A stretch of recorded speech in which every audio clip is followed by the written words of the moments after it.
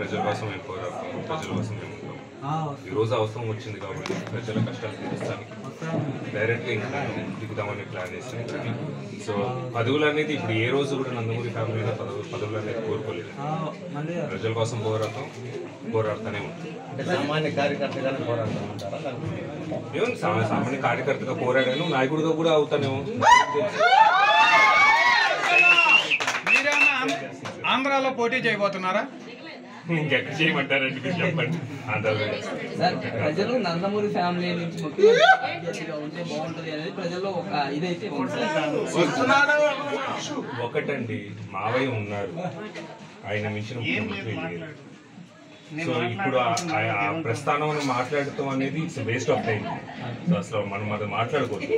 ఇది ఎలా అయిపోతుందంటే మీరు అడిగే క్వశ్చన్ కాంట్రవర్సీగా ఉంటుంది. సో ప్రజలు అనుకుంటాం అనేది ఇప్పుడు సోషల్ మీడియా ద్వారా ఏమో రాస్తారండి, అన్ని నిజాలు ఎక్కువ.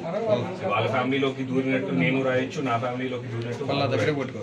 That is why social media అనేది నేను బిలీవ్ చేసేది, మావయ్యని బిలీవ్ చేస్తున్నాం.